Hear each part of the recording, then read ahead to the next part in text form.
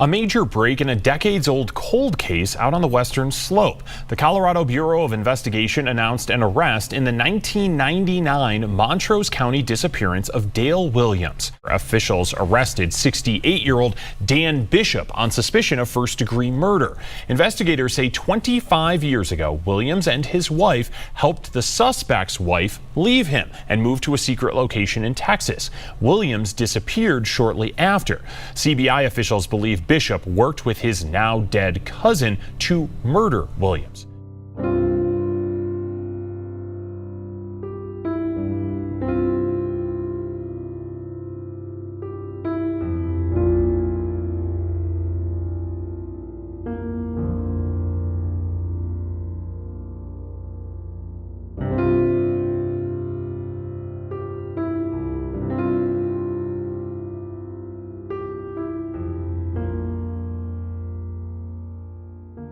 Welcome back to Missing. I am Tim here today alone in this intro. Don't worry, Lance joins us in the conversation. And the conversation that we're going to play is an interview from 2020 with Tonee Lawrence. And Tonee is the daughter of Dale Williams, who went missing from Nucla, Colorado on May 27th, 1999. And as you heard in that intro from ABC News 7 in Denver, there has been a major break in the case. And I want to read a little bit now from the website of the Montrose County Sheriff's Office. Headline is, Arrest Made in Cold Case After 25 Years of Tireless Investigation. On May 27, 1999, Mr. Dale Williams was reported as a missing person to the Nucla Marshal's Office. The investigation was then assumed by the Montrose County Sheriff's Office on July 4, 1999, which was the same day that Mr. Williams' truck was found fully submerged in the muddy waters at the confluence of the Dolores and San Miguel rivers. And since that date, numerous law enforcement agencies, including the Montrose County Sheriff's Office, Colorado Bureau of Investigation, and the FBI have been involved in this investigation. And now a quote from the Montrose County Sheriff, Gene R. Lillard. Quote, there have been countless interviews and hundreds of hours of investigation poured into this case. It has taken an entire team of law enforcement, family, and concerned citizens to bring the case to where it is at today. We are grateful for the in-depth investigation over the last 25 years by the agents of the CBI and investigators and deputies of the Montrose County Sheriff's Office. On October 14th, 2024, an arrest warrant affidavit was written by Agent Brandon Ludwig of the Colorado Bureau of Investigation and later reviewed and signed by the Honorable Montrose County Court Judge Laura Harvell. Bail was set at $1 million cash only for the arrest of James Daniel Bishop for murder in the first degree. On October 17, 2024, James Daniel Bishop was arrested by Montrose County Sheriff's Office Sergeant Chuck Searcy, U.S. Marshals Service, and the Colorado Bureau of Investigation in Naturita, Colorado, without incident. The Montrose County Sheriff's Office is grateful to the investigators, the community, and the Williams family for their tireless efforts to begin the closure process for a case that has affected us all. So pretty great news about an arrest in this case. And I want to play a clip via TikTok from Tonee Lawrence, who is Dale's daughter. And this was recorded the night of the arrest. It has been a crazy day. They made an arrest in my dad's case. The ex-best friend for first-degree murder. And he's being held on a $1 million cash-only bond.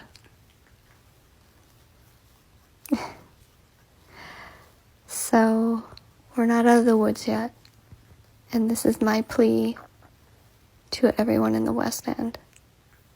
If you know anything, it doesn't matter how small, it doesn't matter if you think it's hearsay, it doesn't matter anything at all. If you know anything, if you have heard anything about my dad's case over the last 25 years and have been too scared to talk about it, to tell anybody, now is the time to come forward. Now is the time to call Agent Ludwig at the CBI and tell him what you know. No one's gonna hurt you. You don't have to be scared anymore. Because James Daniel Bishop is behind bars for quite some time. Please, if you know anything, please call Brandon Ludwig. I can't begin to tell everyone who has supported us how grateful we are, especially the authorities, the CBI, Brooks Bennett, Brandon Ludwig, Chuck Searcy. There are so many others. Montrose County sheriff's deputies, the locals, my dad's friends, our family. It is just surreal. It's been a long time coming. And we deserve justice. My dad deserves justice. And we absolutely 100% deserve to know where he is so we can lay his remains to rest. If you know anything about Dan Bishop from Nucla, Colorado, please come forward and tell us what you know. And Tonee's TikTok is linked in the show notes. It's Tonee with 2 E's Lawrence. Agent Brandon Ludwig can be reached at 970-210-5941. Okay, very exciting update.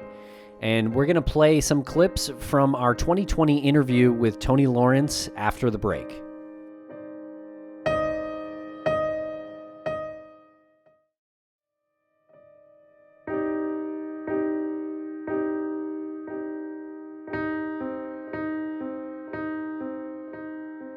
Okay, in clip 1, we say hi to Tonee and begin by discussing Nucla, Colorado. So your father, Dale, he went missing in 1999, May 27th, from Nucla, Colorado. And how old were you at that time? I was 19. And how would you describe the town of Nucla? It's desolate. It's about 2 hours from any reasonable shopping, good gas prices. It's up in the mountains. If you wouldn't know that Nucla exists, you would drive right on through. Wouldn't even know it was there. For the last 20 years or so, probably longer than that, 30 years, they were mining coal, but before then it was uranium, and that was in Yerevan, which is about 15 minutes and 15 miles away. But mining and farming and ranching. And the population of Nucla in the year 2000, just a year after your dad went missing, was only 734. That's about right, and it might actually be less now. When I was there, like in high school, I want to say that it was probably teetering at just maybe under 900 people. Since I moved, I know that some people have moved out of the area, but most people, when they are raised in Nucla, they tend to stay in the area. The majority of the people definitely stay there in that Western Slope region if they were raised there. My dad was raised there and graduated high school from there, and we actually even had some of the same teachers. Dale looks like such a warm guy in all the photographs of him. Is that how you remember your father? Yeah, actually, yep, that's how most people remember my father, actually. He was always willing to help people and put others before himself. He was very involved in his community with events and kids, and he was just a genuinely nice guy. He would do whatever he could to help somebody if they needed help, from fixing their cars for free to taking them places, to bringing them food, to dressing up like Santa Claus. Or he definitely went out of his way to be involved in his community. Here, Tonee discusses what it was like when she first heard that her father went missing. From what I recall, I wasn't informed of his disappearance until the following day. And I think that, if I remember right, it was pretty late, or it might have even been the day after the following day. I was in college, and my roommate had called me at the school and had asked if I had seen my dad or heard from him. And I didn't, I said no. Why? And then my dad's cousin had talked to my roommate, and said that he was missing. And then, I broke down, of course, in school or whatever, and then we ended up going over the mountain back from Delta to Nucla looking for him, like on the side of the roads and stuff like that, but there was no sign of him. And here Tonee discusses early searches for her father. There's about 500 people probably out searching all over, looking for my dad or any traces of his truck or, in all different directions. And once you get out of town, it can be pretty extreme terrain, I guess you could say. It's very hilly and mountainous because it's in the San Juans. So the search party lasted 2 days. We searched for 2 days with nothing, no signs of anything. And I do remember the deputies coming by and talking to us pretty briefly, just as best as they could, to say that they had not found any signs of him either. And you have to remember that these people were my dad's friends. Yeah, of course. These are deputies from Nucla. Right, exactly. They were struggling with this situation as much as we were.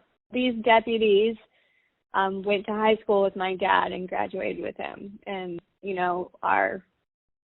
me and my sister grew up with their kids and stuff like that. So everybody is pretty tight-knit in Nucla. Everybody knows everybody else's business. And now Tonee shares a peculiar story that happened around the time frame of her father's disappearance. Apparently, somebody had come by a drive-in and had asked for me, and they didn't know who this guy was or had ever seen him before, but he asked for me by name, and whoever was working, I don't know if it was my great aunt or uncle or an employee, they told this guy that I was off today, and he left the building and walked across the street, and they saw him on a payphone for a good 10 to 15 minutes or so with somebody, and that's all I know about that. I don't know who he was. We don't know what he wanted or anything. So you have no idea who he was at all? You weren't expecting, you didn't tell someone to come by your work anytime or anything like that? Oh, no, not that I know of. I mean, I was in school, and if I was actually off that day, then I was probably in Grand Junction with my friends, or I was at school at the time. So I didn't really do a whole lot of running around or anything. I would have been in 3 places, and Delta is not much bigger than Nucla. I mean, it's bigger, but not by much geographically. I mean, it wouldn't, if it was somebody that knew me, it would not have been hard to find me. They, especially if they knew my daily routine and stuff of if I'm in school or if I'm with my friends or if I'm at home or if I'm at work. I was alarmed by it. Even so many years later, I was still taken aback a little bit. I mean, it's my life. I should know if somebody is trying to find me, especially if my dad disappears on strange circumstances. I don't know. I guess I just look back at all the what ifs, like what if I would have been there? What did they want? What did they want from me? I don't know. Was it related? I don't know. Us girls were my dad's everything, his whole world. So if somebody was trying to hurt my dad or punish him or, anything like that, then go after what's going to hurt them the most. And here Tonee is asked if her dad had any known enemies. Well, I don't think that it was the ex-friend who showed up at my work. My aunt and uncle would have known him because my dad's family was very close. Between his parents, brothers and sisters, the aunts and uncles were very close, and so they were familiar with my dad's raising and who was in his life and stuff like that. Like anybody, my dad, I'm sure, had more than one enemy, typical human nature, taking people off for little things here and there. But the big, I guess, elephant in the room would be the ex-friend. And the ex-friend is an ex-friend because my parents moved the ex-friend's ex-wife out of the state without him knowing. It was a keep people safe circumstance, and I have to tread pretty lightly on things, on how I word stuff. Yeah, understandable. It was your father and your mother who helped this friend leave the abusive husband. Was he physically and mentally abusive to this friend? I don't know the circumstances of their personal relationship, but I do know that she was looking for a way out of whatever situation she was in, and my parents helped her and her son. Okay, and just to reset for a second, that was Dale's ex-friend and his wife, and they were having some apparent marital troubles. She came to Dale and asked for some help in getting away from her husband? That is my speculation. I don't know the exact circumstances of that, but I think that this is all gathered information throughout the years of, I don't know if she came to my dad or if she came to my mom. I don't know any of the intricate details of the situation.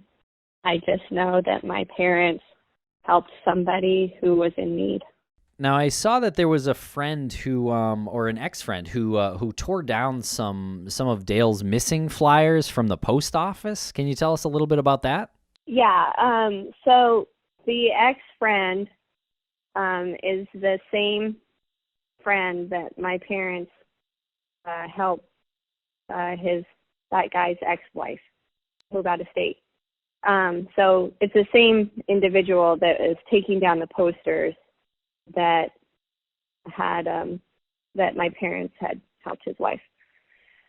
So basically, my mom would go in and put up missing flyers in the post office, and she'd come back the next day and it was missing. And so she'd go get another one and hang it up again, come back the next day and it was gone again.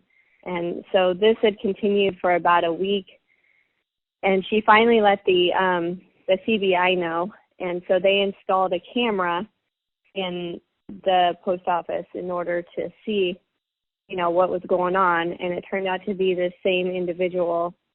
As far as I know, I believe that they questioned him about it, but he didn't really have, a reason as to why he was doing this other than, you guys helped my ex-wife move and wouldn't tell me where she is and stuff. So, he's naturally somebody is going to be upset about that and angry.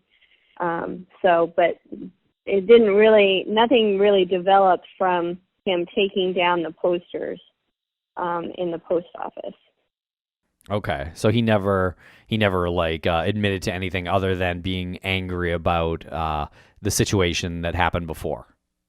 Right. Yeah, and I obviously don't know any of the details of their questions, the authorities' questions to this person, other than just that general comment of there really wasn't a reason as to why he was taking them down that he would say or admit to. And there's obviously nothing that law enforcement can do because that's not technically breaking a law, right? Right, exactly, yeah. They can't do anything. They caught him on camera. He said, yeah, that's me. But it's not illegal to take down a poster. Did you ever approach this person about that or about anything in relation to your dad's disappearance? Oh, no. Nope.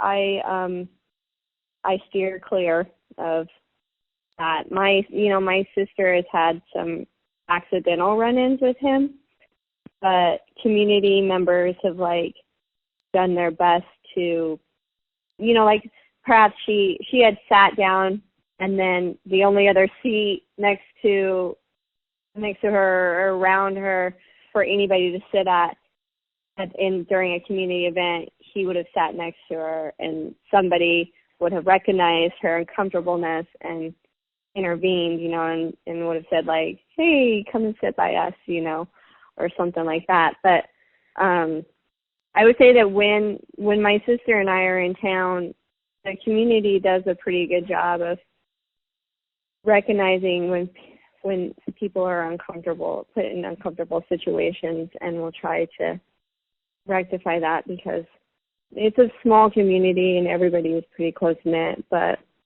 I haven't been back to Nucla for years, so I haven't had anything to shy away from, I guess, from that area, or run-ins or anything like that. Now, what do you mean when you say that people in that area will, I guess, kind of pull together when they recognize that somebody's in an uncomfortable situation or put in an uncomfortable position? I guess, I mean, like, people that are familiar with my sister. I mean, if you were sat next to somebody that has been questioned about, a disappearance of somebody in your family, and somebody that knows you saw that, wouldn't you expect them to intervene and say, hey, here, come over here. We can tell that you are uncomfortable in this situation, that you don't want to be around this person. Just come over here.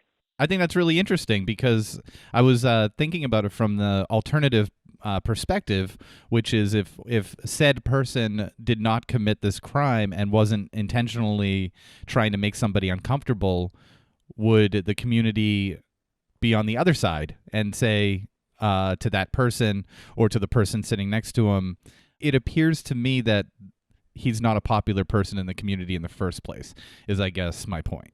If that's the opinion of you as well.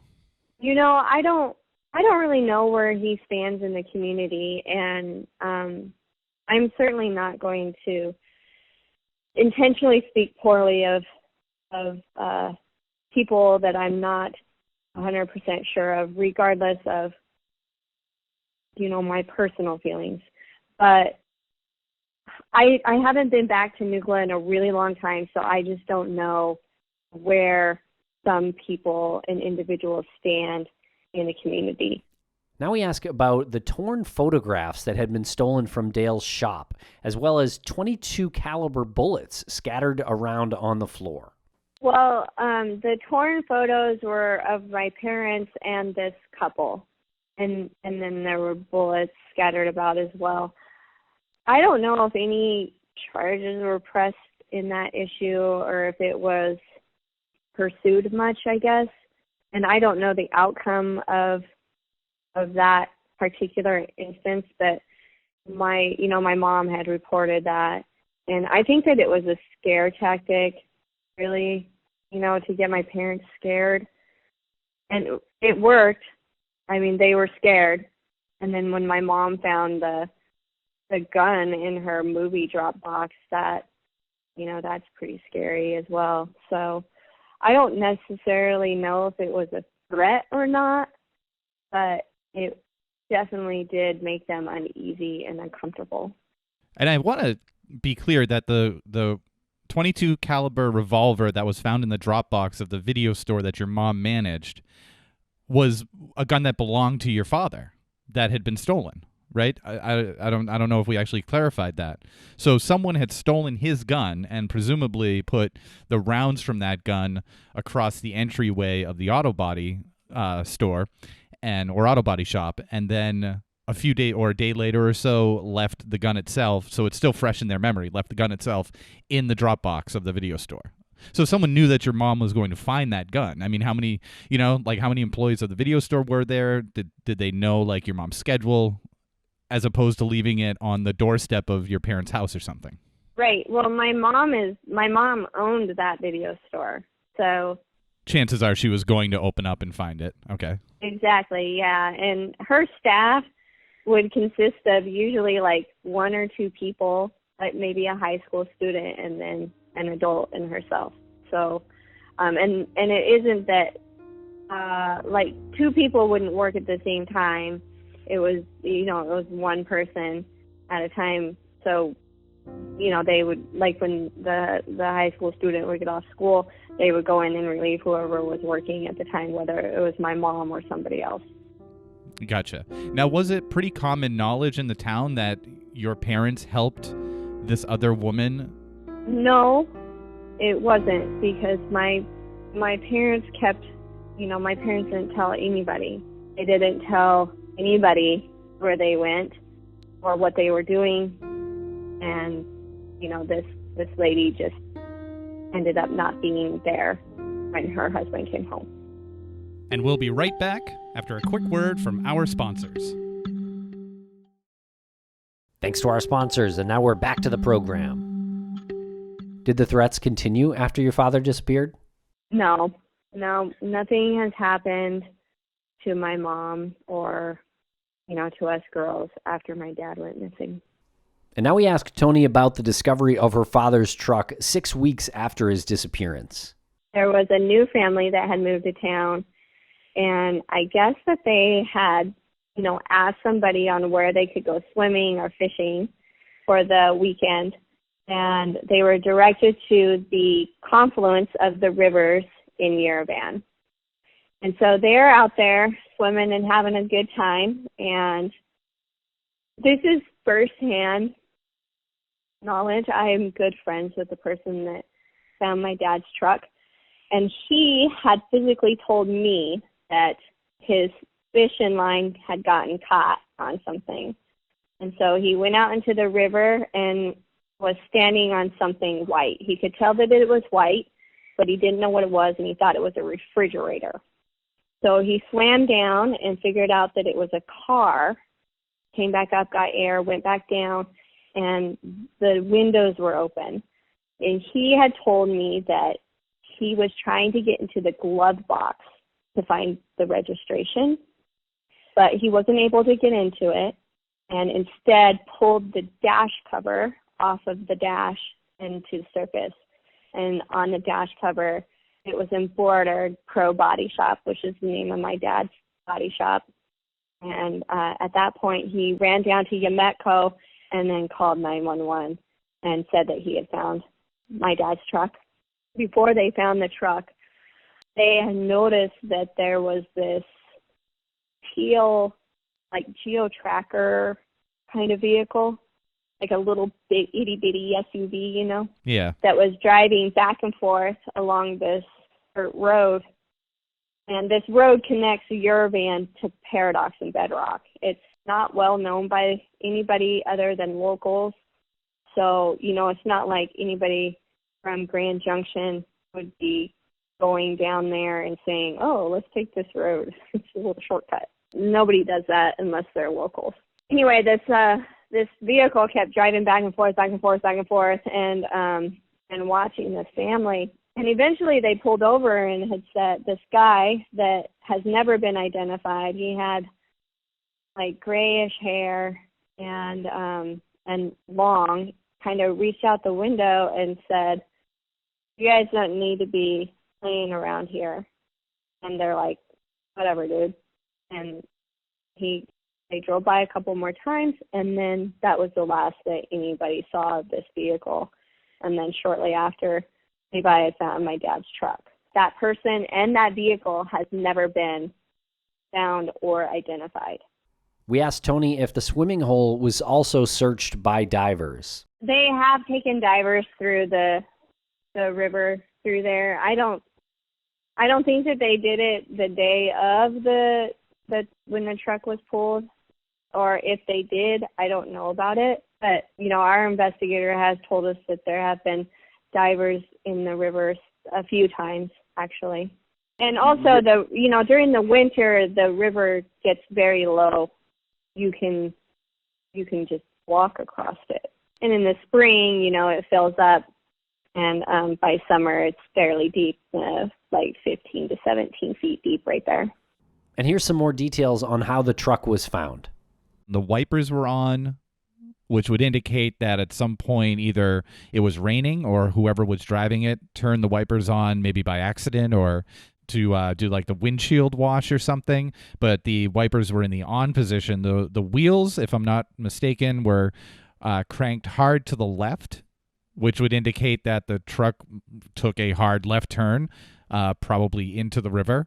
And the driver's side and passenger windows were almost all the way down, like 3/4 of the way down, which would indicate that they were trying to intentionally sink this. Is there anything else about the condition of the truck that you know of? The engine was on, and the vehicle was in low 4-wheel drive. Low 4-wheel drive. What is... A low 4x4 gear to where it would, kind of crawl basically by itself without having to put, gas on and stuff like that. So I take it you haven't been 4-wheel being over boulders and stuff then, huh? I see, yeah.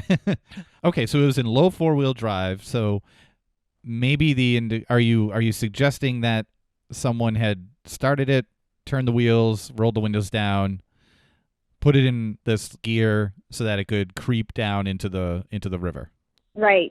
Yep, exactly. And, now that I'm thinking about the specific details of this circumstance, as soon as you get into a river that has silt on it, and stuff like that, it's going to get pretty muddy pretty fast and hard to get through, I guess. So I guess their intentions were to get the truck as deep as it could go into the river on its own without them having to be in the cab.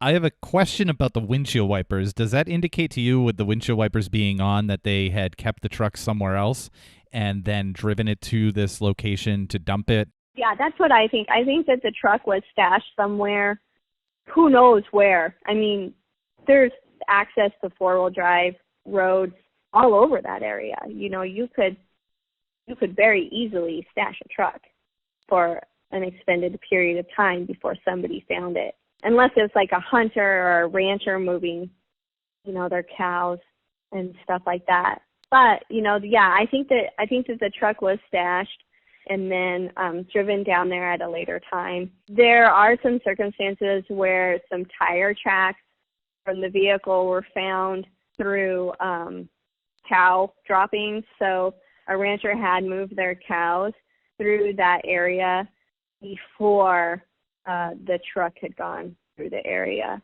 And I also think that the windshield wipers were on because it was raining. But, it's also possible that as the cab started flooding, that something could have knocked the wipers up or down in order to activate them. Oh, I see. So it wasn't like a turn knob. It was like a vertical, like up or down to turn them on. I'm not sure. I've had cars that do both, and so I'm not particularly sure. And now we ask Tonee about Dale's tools from his toolbox.